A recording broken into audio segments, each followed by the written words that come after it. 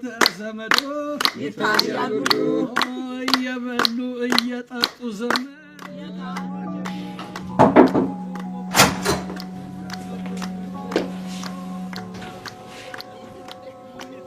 ምን ነው ብቻ አንስ ይሁን ግቢ ውስጥ እኮ ጓደኞች እየተጫወቱ እየጠበቁ እኮ ነው ሄዳ ተቀላቀላችሁም እንዴ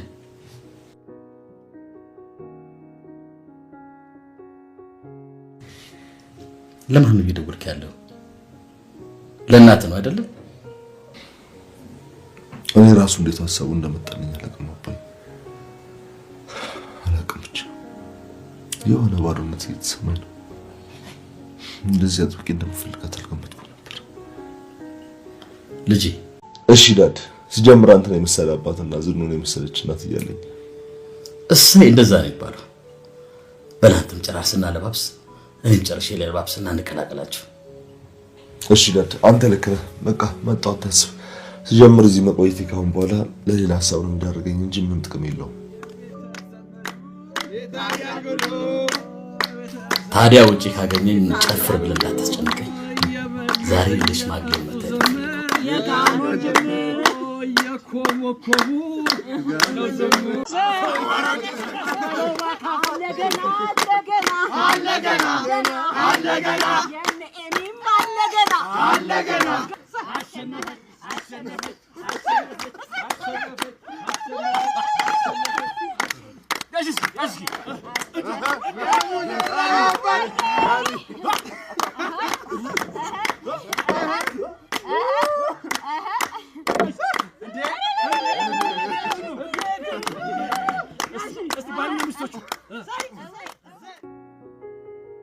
አንቺ ግን ሰርግ አልተጣራሽም እንዴ?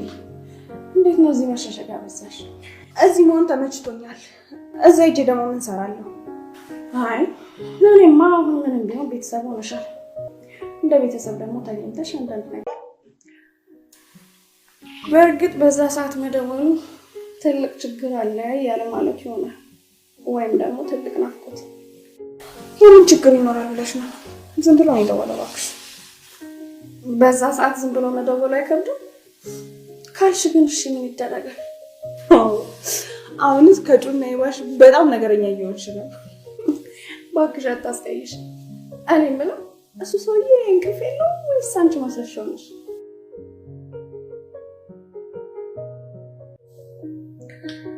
እባክሽ ገና የሚስቱና የልጁ አዘራሱ መጭጣለት ብለሽ ነው እሺ እባክሽ የእውነት የሚያናግረውና የሚያወራው ሰው በጣም አይገርምም ጭፈራ እንደምችል እኮ አላውቅም ነበር ያው ዶክተሮች ጊዜ የሆኑ ኮስታራ ነገሮች ነበር የሚመስሉኝ ስፎግር ነው እባክሽ ዝም ብዬ ተከሻዬ ወደ መራኝ ስወዛወዝ ነው ያመሸሁት እኔ ምልሽ ከዚህ ስወጣ ባገኝሽስ ወዴት ነው የምትወጣው ዛሬማ እዛው ነው መሆን ያለብክ የሙሽራው ሚዜ ሆነክ ደግሞ በዚህ ሳልትወጣ ነው ይሁንልሽ ትንሽ መጠጡን ቀማመስኩት መሰለኝ ያው የሆነ ነገር ደፍሬ ልጠይቅሽ ነው ጠይቀኝ እሺ ተፈቅዶልሃል ለምን ዛሬ አብረን ራት ነገር አንበላም ሌላ ጊዜ ቢሆን አይሻልም ዛሬ እኮ የሰርጉ ዋዜማ ማለት አይገርምም እኔ ግን ዛሬ ነበር ይራበኝ ምን ነው ሰርጉ ቦታ ምግብ የለም እንዴ ነው ወይንስ በሰበቡ ልታገኝ ፈልገህ ነው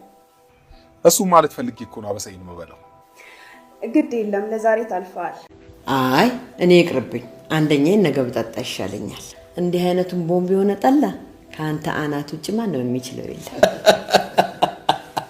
አረ ሹገራ እና እንዴ ገና ሳይቀምሱት ቦምብ መሆን እንዴት አወቁት ቦምብን ለመለየት እኮ የግድ መፈንዳት የለብኝም ሽታውና ቀለሙ ይናገራል መቼም የዶሮ አይን የመሰለ ጠላ ሲባል ሰምተሽ ታውቂያለሽ እሱ ማለት ይሄ ነው አመሰግናለሁ እናንዬ ካንቺ እኮ እንደዚህ አይነት ምስክርነት ማግኘት እድለኝነት ነው አይ እናንተ በቃ ስትገናኙ እርስ በርስ ከመመሰጋገን ውጪ ሌላ ስራ የላችሁም አይደል አሬ ይልቅ ሙሽራዋ ከክፍሏ ማልወጣችም እድሜ ላንቺ ከሚዜዎቿ ጋር እኮ ክፍሏ ውስጥ ጥቅ መብላለሻለች እንደውም በአገራችን ሙሽራ ሳምንት ሲቀራት ከቤት አትወጣም ቆዳዋ እንዳይለወጥ ወዘናዋ እንዳይጠፋ ተብሎ ነበር አሁን በዓሉን አበላሹት እንጂ ድሮማ ባሏንም ካላችሁም ይሁን እስኪ ዘፈኑን ሞቅ ሞቅ አርጉት ምን ነው ግቢው ጭር አለ አሁን ቆንጆ አርጌ ድባቡን አመጣዋለሁ። ምንም እንዳትጨነቁ አስመስለዋለሁ።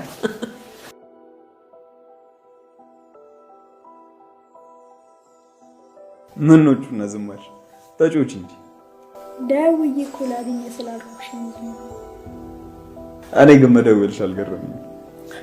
ያኔ ቆይ አረግሽኝን ስልኬ ስትመልሽልኝ ያልሽው ትዝ ይልሻል?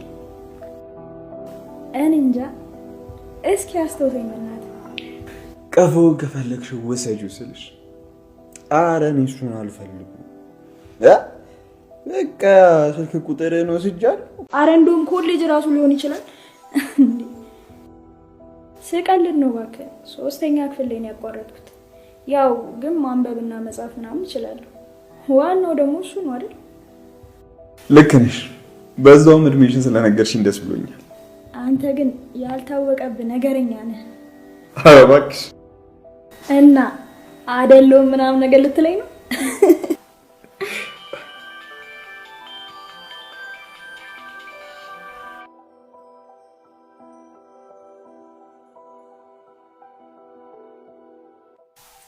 ሄሎ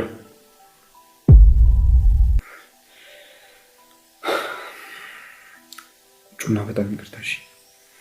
ይሄን ስልክ ግድ ማናገር አለብኝ። እንዳናገር የለብኝም። እውነቱን እንድታቅ ነበር የፈለኩት። አላደል ሸክሜን ለማቃለል ስለፈለኩ ነው። ስለምን ሞት ነው የምታወራው? እውነቱ ሳይወጣ በቀላሉ ማጃን ሰጠ። ኮማንደሩን አታውቀውም ልጄ። በጣም ኃይለኛና በስልጣኑ የሚመካ ሰው ነው። ቆይ ይሄን ያህል እሱ ላይ ህግ አይሰራም እንዴ? ይልቁንስ አንተ እጅህን እዚህ ውስጥ አታስገባ እባክህ፣ እንዳትጎዳብኝ። እና ልብስህን ሲቀማ ዝም ብለህ እያልከኝ ነው አባዬ? እና ሲገሉት ዝም ብዬ ነኝ? በጭራሽ ሊጋፉት የማይችሉት ትልቅ ባላጋራ ነው። ከኔ እውነት ያንተ ህይወት ይበልጣል። እሺ አሁን የት ነህ? ላገኝ እፈልጋለሁ። አሁን ነው ነገር። ሄሎ ምን ሆነሽ ነው? ሰው ቢያዩንስ? እንዴ ቢያዩንስ? ይሁና። ደሞ እኮ ነው እናንተ ጮኛሞች ነን። ስለዚህ ችግር የለውም። ደሞ ቅድም አልሰማም ሴቶቹ ምን ብለው እየዘፈኑ እንደነበር? ፍርፋሪ ፍርፋሪ ደግመሽ ደግመሽ ዳሪ። ለማዬ እኮ ቀጣይ እኔም ሙሽራ እንደሆንኩኝ እየነገሯት እኮ ነው። ማሳሰቢያ መሆን እኮ ነው። እኔስ ገና ነው ገና የሚለውን ነው በደንብ የሰማሁት። መቼም እህትየው ገና ነው ሲባል በኃይል ነው ያጨበጨብኩ አይደል? አረ ልልታ ኃይልን ሁሉ ነው ያቀለጥኩት። ለመሆኑ ልጅቶን አግኝታታል እንዴ? ስለ ጉዳዩስ ከዛ በኋላ ተነጋግራችሁ ታውቃላችሁ? የልጅን እናት ማለትሽ? እና ታዲያ ሌላ የምታውቃት ልጅቷለች? እሷን እኮ ነው። እሺ እና አምራን ሁሉንም ነገር በዝርዝር አጫውታኛለች። አረ ብዙ ነገር ታስተምረኛለህ። ያው ጀማሪዎች አይደለም።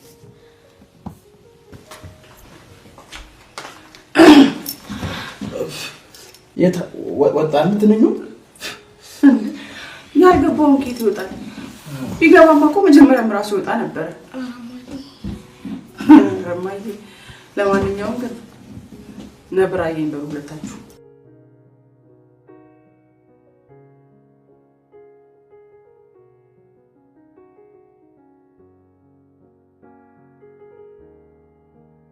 አይዞሽ ሪላክስ አድርጊ። ምንም አያደርግሽም። ደግሞ ሌሎች ልጆች ይመጡ። ይቅርታ ነው። እኔ እንደዚህ አይነት ነገር አላውቅም። ደግሞ ሚዜ ሲሆን የመጀመሪያ ነው። በዛ ላይ ደግሞ በጣም ሚዟ መሰልሽኝ። አዎ ሚዜ ነች አባዬ። በጣም ደስ የምትል ልጅ ነች።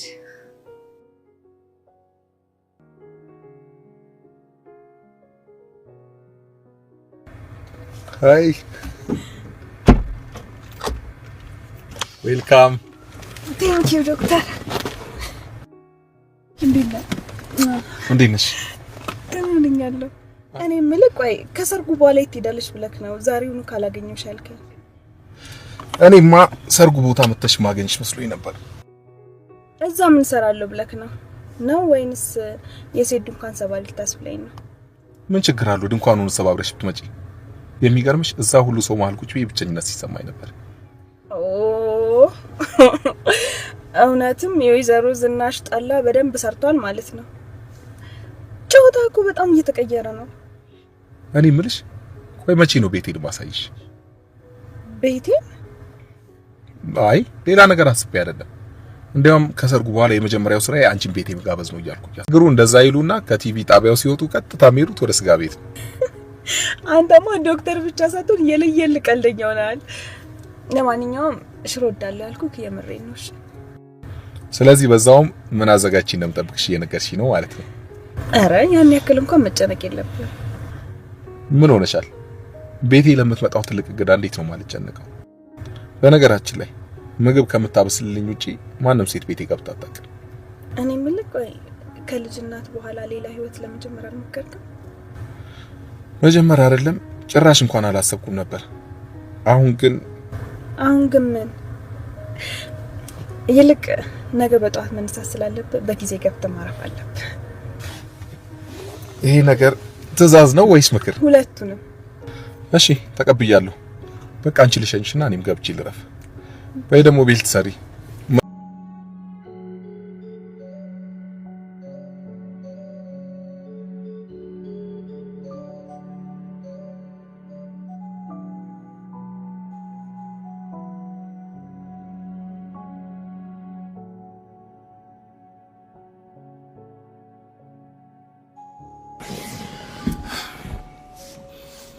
በጣም ነበር የናፈቀኝ ልጄ። ታውቃለህ ከእስር ቤት በኋላ ስላገኘው በጣም ደስ ብሎኛል። እንዴት ነህ አባዬ?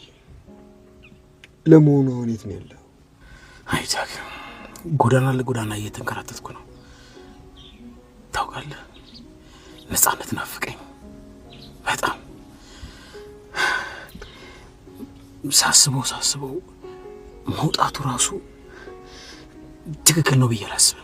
እንዴ ጥላዬን ራሱ ማመን አቃተኝ እኮ። ለነገሩ እዛ እስር ቤት ብትሆን ኮማንደሩ ይገለህ ነበር። የሰርጉ ቀን ይለፍና ስለዚህ ነገር በደንብ እናወራበታለን። ይኸውልህ አባዬ አንተም እንድታግዘኝ እፈልጋለሁ።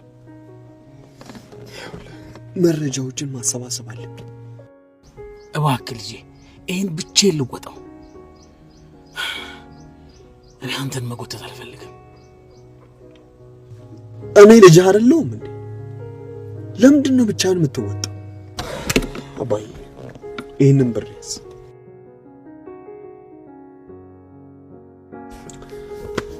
እስኪ ደግሞ ለአንተ የሚሆን ደበቅ ያለ ቤት እፈልግልሃለሁ። የምትፈልገውን ነገር ደግሞ ራሴ እዛው ይዤ ልመጣለሁ። ተግባባን? ቻለው። አንቺ ምንድነው እንደዚህ መሽከርከር በጣም አምሮብሽ የለም እንዴ? እያሾፍክብኝ ነው አይደል? አሬ ምሬን ነው። ግን አንቺ ይሄን ውበትሽን አቀንሽው በኋላ ሰርጉ ላይ አንዱ አይኑን ጥሎብሽ ከኔ ጋር አደገኛ ጸብ ውስጥ ገብቶ ሩዋንዳ እንዳላረገው ፈራለሁ። በዚህ ሁኔታማ ሰርጉ ላይ ማናያት አላያት እያልክ በቅናት ስትንጨረጨር ልትል ነው ማለት ነው። ምን ሆነሻል? ከዚህ በኋላማ አንቺ ማንንም እንዲያብኝ አልፈልግም። ካሁን በኋላ የናሁምና የናሁም ብቻ ነሽ። ለማንኛውም አሁን ተኛ። ደግሞ ነጋር ፍደን አሉ። ሰዓትን አክብረህ ብትመጣ ነው የሚሻለሽ። እንዴ ወጉንማ መቼም አልጥስም። ኑሃሚን ክፍል 122 ተለቋል ውዶችዬ። እንግዲህ የናሆምና የኑሃሚን ሰርግ እሁድ ይከናወናል ማለት ነው ውዶችዬ። ለሰርጉ እንግዲህ ፏዘንከት ፈሽ እያሉ ይገኛሉ ውዶችዬ። እንግዲህ የዳግም አባት በድጋሚ ዳግም ጋር ተገናኝቷል። እንግዲህ ዳግም ቤት እንደሚከራይለት ከሰርጉ በኋላ ቤት እንደሚከራይለት ነግሮታል ውዶችዬ። እንግዲህ ኤሚ እና ኤርሚ አብረው ከአንድ ላይ ሲሳሳሙ የኤሚ እናት ደርሳባቸዋለች ውዶችዬ። እንግዲህ ናሆም በእናቱ አለመገኘት በሰርጉ አሳስቦት በጣም እየተጨነቀ ይገኛል። እንግዲህ የሰርጉ ቀን እናቱ ትገኝ እያልን ኮሜንት ላይ እናስቀምጥላቸው ውዶችዬ። እንግዲህ ሰርጉ ለእሁድ ተጠርታችኋል፣ እንዳትቀሩ፣ አብራችሁን ቆዩ። ሰላም ውድና የተከበራችሁ የኔ ቤተሰቦች እንዴት ናችሁ? እግዚአብሔር ይመስገን ሰላም ነኝ። እንግዲህ ሰላማችሁ ይብዛልኝ። ለቤቴ ደግሞ አዲስ ከሆናችሁ ሰብስክራይብ እና ሼር ላይክ በማድረግ ተባበሩኝ። ውድና የተከበራችሁ እንግዲህ የኑሃሚን ድራማ ተከታታዮች ያው ሰርጉን በጉጉት እንደምትጠብቁ ተስፋ አለኝ። እንግዲህ ሰርጉ ለእሁድ ነው የተባለው ማለት ነው። እሁድ እንግዲህ እንዳትቀሩ ውዶችዬ። እንግዲህ እንዳያችሁት ሰርጉ ዝግጅት ላይ ናቸው። ቤተሰቡ ጉረቤቱ ለስራ ተሰብስበው ስራውን ከጨረሱ በኋላ ማታ ላይ እየጨፈሩ ይገኛሉ ማለት ነው። በዚህ መሀል ግን የእናቷ አለመገኘት አሳስቦት ክላስ ሄዶ ቁጭ ብሎ እየቆዘመ የሚገኘው ናሆም ማለት ነው። እንግዲህ አባቱ ፈልጎ ሲያጣው ጊዜ እንደገና ወደ ቤት በመግባት ወደ ክላሱ ምን ሆነ ነው ልጄ አሁን ያሳሰበ ነገር ገብቶኛል። ስለዚህ እባክን በቻልነው አቅም ፈልገን እናመጣታለን በማለት እንግዲህ እየመከረው ነበረ። እሱም እንግዲህ እሺ አባዬ መጣው በቃ ለባብሽ መጣው በማለት እንግዲህ አባቱንም እሺ ብሎ የአባቱን ትዕዛዝ አክብሮ ናሆም ለባብሶ ወደ ቤተሰቦቹ ተቀላቅሏል ማለት ነው ውዶችዬ። እንግዲህ ሪች እንዲሁም አምራ ተገናኝተው ነበር። ሪችና አምራ ተገናኝተው እንግዲህ ስለ አምራ ስለ ድሮ ስለ ልጇ አባት ስለ ኤርሚ ስታወራት ነበረ። እንዲሁም ደግሞ አምራ እንግዲህ ወደ ሰርጉ መሄድ ደስ እንዳላላት ምክንያቱም ሄዳ ምናልባት ቤተሰቡን መብጥበጥ ስለሚሆን ይሆናል ብላ ስላሰበች ደስም ስላላላት እንግዲህ አልሄድም ብላ ከሪች ጋር እያሳለፈች ትገኛለች። እንግዲህ ከሪች ጋር ባለችበት ታይም ዶክተሩ ደውሎ ላገኝሽ እፈልጋለሁ እራት ሊጋብዝሽ እያላት ይገኛል ማለት ነው ውዶችዬ። እንደዛም እያላት እንግዲህ የዶክተሩና የእሷ ፍቅር እንደቀጠለ ነው የሚያሳየውና ሪችም እንግዲህ ማይ ጋድ እንግዲህ ፍቅራችሁ ቀጥሏል ማለት ነው በማለት እንግዲህ ስትላት ነበር። እሷም እንግዲህ እየተሽኮረመመች ዶክተሩን ለማግኘት እየተጣደፈች ሄዳለች ማለት ነው። ዶክተሩንም መኪና ውስጥ እንግዲህ አግኝቷት ብዙ ነገር ሲያወሩ ከቆዩ በኋላ እንግዲህ ዶክተሩ በጣም ሚስቱን ልጆቹን ስላጣ በጣም ተጎድቶ እንደነበር ሲቀጥል አሁን ደግሞ ያን ደስታ እንደመለሰችለት አምራ እንግዲህ ሲነግራት ነበረ። አምራም እንግዲህ ደስ ብሏት ደስተኛ ሆና እያወራችሁ ነበር። ሲቀጥል ደግሞ እንግዲህ አንድ ቀን እጋብዝሻለሁ ከቤቴ እራት ሰርቼ ወይም ምሳ ሰርቼ እጋብዝሻለሁ እያለ እንግዲህ ሲላት ነበረ። እሷም እንግዲህ በፍጹም እሷም እንግዲህ በተስፋ ጠብቃለሁ በማለት እንግዲህ እውነት ትሰራለህ ግን እያለችም ስትጠይቀው ነበር። በፍጹም እኔ ሁሉንም ምግብ ሰራለሁ ግን ደግሞ ዶሮም ሰራለሁ በጣም ጎበዝ ነኝ ይህንም ሙያ ያስተማረችኝ የድሮ ሚስቴ ነች በማለት እንግዲህ እየነገራት ነበረ። እሷም እንግዲህ ከዛ ስሜቱ ለማውጣት ስትል አዝናለሁ በጣም እያለች እንግዲህ ስታበረታተውና ስታጽናናው ነበረ። ውዶችዬ እንደዛ ካሉ በኋላ እንግዲህ ቀበቶ ሰሪና እኔ ሄድ በማለት እንግዲህ ሄደዋል ማለት ነው ውዶችዬ። እንግዲህ ጩናና ዳግም በድጋሚ ተገናኝተዋል። ጩናና ዳግም እንግዲህ አንዳንድ ነገሮችን እያወሩ ባሉበት ታይም አባቱ ድንገት ደውሏል። አባቱ ድንገት ደውሎ እንግዲህ ላገኝ እፈልጋለሁ ልጄ እባክና እንዴት ስማኝ በማለት እንግዲህ ጠይቆታል ማለት ነው። እሱም እንግዲህ ጩና እንዴ ጠብቅኝ መውራት አለብኝ በማለት እንግዲህ አባቱን ካወራ በኋላ እንግዲህ የሆነ ቦታ ሂዶ ካለበት ቦታ ሂዶ አባቱን አግኝቶታል። ካገኘውም በኋላ እንግዲህ ያረገውንና ማን እንደገደለ ማን ማድረግ ምን እንዳደረገም እንግዲህ ጥፋቱን ሁሉ ለልጁ ተናግሯል። እንግዲህ ዳግም ደግሞ ገጠር ሄደ ተደበቅ እንደሆነ እያለ ሲለው ነበረ። ነገር ግን ገጠር ሄዶ መደበቅ እንደማይፈልግ ምክንያቱም ገጠር ከዛ በጣም ያሳድዱታል። ከተማ ከሆነ ግን በብዛት ያለበትን ቦታ ላያውቁ ይችላሉ። ስለዚህ ያለበትን ቦታ ላያውቁ ስለሚችሉ እዚሁ ብደበቅና በቆይ ይሻላል በማለት እንግዲህ ለዳጊ ነግሮታል። ዳጊም እንግዲህ ከሰርጉ በኋላ ቤት እንደሚከራይለትና ድብቅ ያለ ቤትና ድብቅ ያለ ቦታ እንደሚያመቻችለት ተነግሮታል ማለት ነው ውዶች። ይሄ እንደዛ ከነገረው በኋላ እንግዲህ የዳግም አባትም ወርዶ ቻው ብሎታል ማለት ነው ውዶችዬ። እንግዲህ የዳግም አባት ምንም ወንጀል ቢሰራም ነገር ግን አባት ነውና በጣም ከባድ ነው። ያው ብዙውን ጊዜ አስተማሪ ነው ብለን እናያለን ማለት ነው ሁዶችዬ። እንግዲህ አምራና ማለቴ ነው እንግዲህ ኤሚና ኤርሚ ተገናኝተው ከቤት መጥቶ ኤርሚ እንግዲህ አምራ ኤርሚን እየሳመችው ነበረ ማለቴ ኤሚ ኤርሚን ማለት ነው እየሳመችው ነበረ። ስትስመው እንግዲህ ቀረብ ብላ አጋጣሚ እናቷ ደርሳለች። እናቷ ደርሳ እንግዲህ አሳፍረዋቸዋለች ማለት ነው። ከዛም በኋላ እነሱም ደንግጠው ቁልቁል ሲሉ ነበር ማለት ነው ውዶችዬ። እንግዲህ ኤርሚና ኤሚ በስተመጨረሻ እንግዲህ ተረኛ ተጋቢዎች ወይም ደግሞ ተረኛ ሙሽሮች እንደሚሆኑ እንግዲህ ሰርጉ ላይ እየተመሰከረላቸው ነው ማለት ነው። አለ ገና ደግሞ የኤም አለ ገና እየተባለ እየተዘፈነላቸው ነው ማለት ነው ውዶችዬ። ስለዚህ ጉዳይም እንግዲህ ኤሚ አንስታ ስለ ኤርሚስ ነግረው ነበረ። ኤርሚ እንግዲህ ደስተኛ እንደሚሆን ነው የነገራት። በመጨረሻ ደግሞ ኤሚ እንግዲህ የልጅን እናት ሳታስቆጣ ሳታስከፋ በሰላማዊ መንገድ ፍታው ችግርክን በማለት እንግዲህ አስጠንቅቀዋለች። ሁሎችዬ እንግዲህ ሙሽሮቹ ተደውለው እያወሩ ስለሰርጉ ነው ድራማው የሚያቆመው ማለት ነው። እንግዲህ ጩና ደግሞ ሁለተኛ ሚዜ ስለሆነች እንግዲህ ጸጉሯን አሰርታታለች ማለት ነው ኑሐሚን። እንግዲህ ሁሉ ግን ለምንድን ነው በጣም ጨነቀኝ እያለችም እንግዲህ ስትል ነበረ ጮና ማለት ነው። ጮና እንግዲህ በጣም አምሮባታል፣ ውብ ሁና ተውባለች ማለት ነው። ውድና የተከበራችሁ የኔ ቤተሰቦች እንግዲህ የዛሬው ክፍል ከብዙ በትንሹ ይህን ይመስል ነበር። ቀጣይ ክፍል እስከምንገናኝ ደህና ሰንብቱ ውዶችዬ። ቪዲዮውን ደግሞ ላይክ፣ ሻር እንዲሁም ደግሞ ሰብስክራይብ ያላደረጋችሁ ሰብስክራይብ እንድታደርጉኝ በፈጣሪ ስም ጠይቃለሁ ውዶችዬ። ቅርታ ግን በፈጣሪ ስም ስላችሁ እንደዚህ ማለት አልወድም፣ ግን አጋጣሚ ነው እንደዚህ ያልኩት ማለት ነው ውዶችዬ። ያው በፍቃደኝነት ሰብስክራይብ ያደረጋችሁ ቤተሰብ ሆኑ፣ ቤተሰብ ያልሆናችሁ ደግሞ ቤተሰብ ሁኑ፣ ቤተሰብ የሆናችሁ ደግሞ ላይክ እና ሼር አድርጉልኝ። ፋሚሊዎች መልካም ምሽት።